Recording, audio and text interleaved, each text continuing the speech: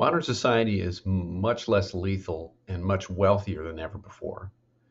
We have much more access to healthcare, unless you're an American, and there is more wealth all around in the West. So, why are we so miserable? My upcoming book, A Jungian Analysis of Toxic Modern Society, explores this in depth. So, let's cover some of what I'm talking about in that book right here. But first things first, you could always say, Dr. G, are we really that much more miserable than we used to be? Well, I'll tell you what, let's look at the data. So, obviously, we're talking about depression as part of this. Depression is an illness defined by low mood, feelings of hopelessness, helplessness, worthlessness, and morbid thoughts, thoughts of self-harm. I won't say the S word on here for the algorithm's sake. Low energy, disturbed sleep patterns. And it's been recognized as a major health problem for centuries. But in the US, it's become more and more of a problem over the last century, according to a bunch of different studies that have been done in the last few decades. In a World Health Organization report on depression in 2021, depression was noted as a leading cause of disability worldwide. It's a major contributor to the overall global burden of disease. So this is well known, but it's unclear as to why there is so much depression now. Despite the facts that we have greater overall wealth, improved medical care, and so forth and so on, we're sadder, more anxious, more depressed, more addicted than ever before. There in the US, we have had a progressive increase in material wealth, but a corresponding drop in overall mental health. It seems like we've made a deal with the devil, really, if you look at it. There was a study, another study that I go over in my book that looked at the successively increasing lifetime risk for depression and MDD as an official diagnosis with each generation over the past century. That is, each generation has become more depressed than the last one. Now, you might argue that, well, these are retrospective studies. People are casting the past in a rosy light. Okay, that's a fair criticism, but scientists are not idiots. They know that that's an obvious problem, and so they've learned ways to get around that by correcting for that confounder. And when you do those corrections, which I get into the weeds with this some in the book, if you're interested in those minor details there, it still looks as though you've just got the same trend. So even accounting for the fact that people may be representing the past as less depressed than it really was, you're still getting more people depressed.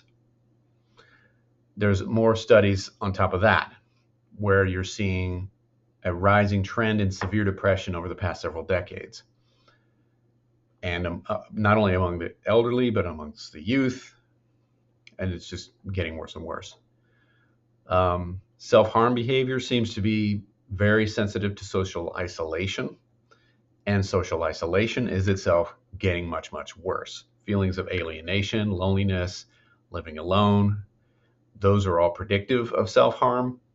Whereas feelings of belonging, being married, feeling connected, were all protective factors, and all those things have changed socially.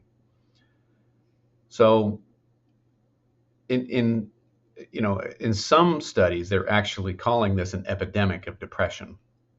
In 2012, there was a study that came out by Hidaka and a number of colleagues where they said that substance use, anxiety, and depression have all increased substantially over the 20th century. And this can be seen in the US and other developed nations, despite higher standards of living and overall improvements. It's almost as if standards of living and material wealth don't actually make us happy. Nah. Anyway, so what else? There's other studies in here as well. And it looks as though much of the worsening of depression is contributed to by cultural factors. And really, that shouldn't be terribly surprising, given the fact that the biopsychosocial model is supposed to be looking at multiple factors that relate and feed into mental illness. Mental illness and mental state in general is going to be contributed to by these things. But one of the major issues, I think, is that we are very much focusing a lot of attention on the biological piece of it with all their medications and various somatic treatments, and that's great. We're looking at the psychological piece of it with all kinds of stuff about attachment theory and your own individual upbringing and all of that kind of jazz. But the part that we're not talking as much about that we should is, what is it in our culture that might be making us more miserable or less miserable? And one of these things is, it seems that the studies are showing is that American life itself, or life in the West in general, is toxic in several different ways. And it's becoming more that way as we go. So the answer to the question ultimately is yes. And I'm going to be exploring more of this in future Mental Health Monday videos. So if you like that, if you like this presentation, like and subscribe to my channel, and go to ericgoodwyn.com where you can sign up for my newsletter. You can also check out the podcast and other stuff there that you won't get here on the YouTube channel. Catch you next time.